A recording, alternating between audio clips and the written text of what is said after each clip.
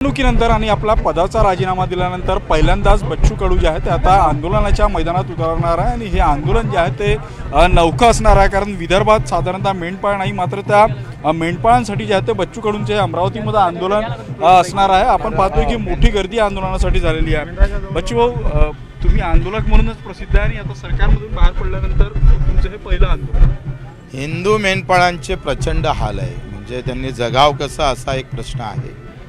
एकतर वन कायद्यामुळे चराई बंदी झाली आणि चराई बंदीसोबत बाहेरचे जनावरं इकडे आल्यामुळं दोनही एकूण मरत आहे। इकडे चराई बंदी नाही, चराईची व्यवस्था नाही, दुसरीकडे असलेले शेतं हे मात्र दुसऱ्याकडे जातं, रोगराई घेऊन येतं, त्याच्यामुळं ते मोठे प्रश्न होतं।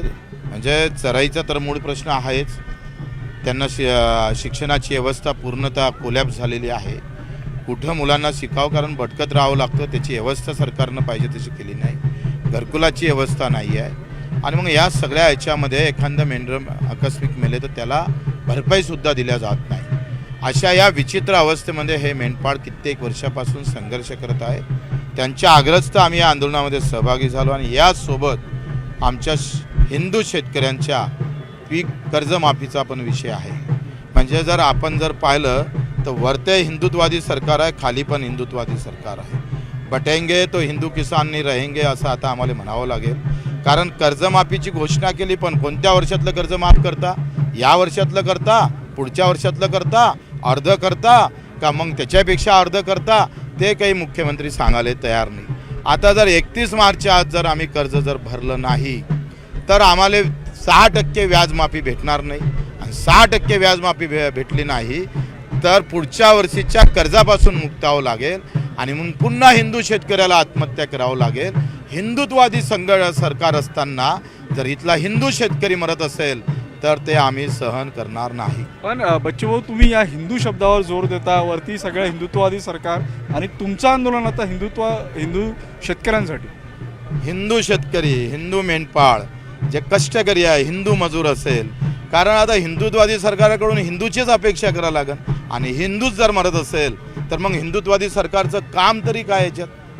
पण म्हणजे बच्चू भाऊ, आता असं जातीवर आधारित राजकारण आंदोलन करणार का? नाही, आम्ही मुद्दामून सरकार तसं आहे म्हणून करतो आहे, सरकार हिंदुत्ववादी आहे ना, त्याच्यामुळे तसं करतो आम्ही। पण भाऊ, या सगळ्या संदर्भात सरकारसोबत काही बोलणं झालं आहे का? तुम्ही जो प्रामुख्यानं मुद्दा घेतला शेतकरी कर्जमाफीचा, याबाबत स्पष्टीकरण देण्याबाबत काही मुख्यमंत्र्यांशी चर्चा झाली? सरकार मुख्यमंत्र्यांना मी 2 दिवस अगोदर निवेदन दिलं, एकनाथजी शिंदेंना पण दिलं, संबंधित मंत्र्यांना पण दिलं। आता हे धोरणात्मक विषय आहे, त्यांना पोलीस प्रशासनावर विश्वास असतं। आंदोलन दडपल्या गेलं तर फारच चांगलं, मीटिंग न लावता किंवा आंदोलनाच्या मागण्या पूर्ण न करता ते आंदोलन दडपण्याचा प्रयत्न पहिले प्रशासन करेल शासनाच्या मार्फत, आणि मग आम्ही टप्प्याटप्प्यानं आमचं आंदोलन उग्र करू। पण तुमची USP आहे सगळ्या आंदोलनाची, इथून पुढे आता 5 वर्ष सरकारला धाऱ्यावर धरणार तुम्ही आंदोलन? कसं आहे, मला एक सांगा, विनाकारण उठलं सुटलं आंदोलन आम्ही करत नाही। आता त्या हिंदू मेंढपाळांचा व्यवस्था जर तुम्ही पाहिली तर त्यांना कोसो दूर झाल्यानंतर त्यांना चारा भेटला तर तो चरही बंद असतं, मग त्यांना कुठं जावं? म्हणजे या अशा अवस्थेमध्ये त्याला जगणं कठीण झालं, आणि त्यांनी मागणी केली का तुम्ही नेतृत्व केलं पाहिजे, म्हणून मी आलो। बच्चू, बीडचा देखील प्रश्न आता ऐरणीवर आलेला आहे, धनंजय मुंडेंचा राजीनामा होत नाही, या सर्वपक्षीय मोर्चे निघत आहे, या सगळ्या बाबतीत तुमची काय भूमिका असणार? मला असं म्हणणं आहे का ज्यांनी हे हत्या केली त्याला जरब दिलं पाहिजे। हे आंदोलन जातीवर न जाता याचा पहिले मला वाटतं सगळ्यात अगोदर सगळ्या आंदोलकांनी, ते विरोधक असू दे का बाजूचे असू दे, त्यांनी रोखला पाहिजे। मराठा, OBC, वंजारी, कुंभी असं न होता, गुंड्याला कोणती जात नसतं, त्याचा काही धर्म नसतं, त्यांनी जो प्रकार केला तो एका गुंडशाहीनं केलेला प्रकार आहे, आणि गुंडशाहीच्या बाजूनं कुठल्याही जाती धर्मानं उभं राहता कामा नये। त्या जातीनं मर्डर केला म्हणून असंही म्हणण्यात काही कारण नाही। काही लोक राजकारण करून त्याला वेगळ्या प्रकारचं वळण देण्याचा प्रयत्न करू नये। अखेर देशमुखांच्या हत्येचा न्याय भेटला पाहिजे आणि ही गुंडशाही कायमची थांबली पाहिजे, हा प्रयत्न करणं गरजेचं आहे। पण सरकार ज्या पद्धतीने या सगळ्या प्रकरणात समोर जातं ते योग्य वाटतं की सरकार कुठेतरी आंदोलन जाणीवपूर्वक या गोष्टीला भडकवण्याचा प्रयत्न करत आहे? भाजपचाच आमदार भाजपच्याच गृहमंत्र्यावर विश्वास ठेवत नाही, देवेंद्र फडणवीसवरच त्यांचा विश्वास नाही, तर मग अशी वेळ या देशामध्ये भाजपच्याच आमदारावर येत असेल तर मग आम्ही काय करायचं आहे?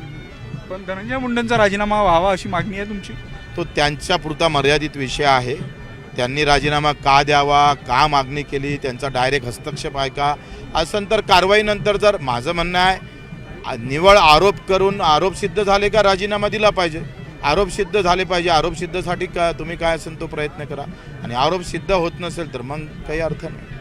नक्कीच मेंढपाळांसाठी घेऊन जे आहे ते आज बच्चू कडूंचा अमरावतीमध्ये जो आहे तो मोर्चा आहे, वाडा मोर्चा आहे आणि या मोर्चासाठी आपण पाहतोय की मोठ्या संख्येनं जे आहे ते मेंढपाळ इथं एकत्रित झालेले आहेत. व्हिडिओ जर्नलिस्ट प्रशांत मेहता, उदय तिमांडे, न्यूज 18 लोकमत, अमरावती.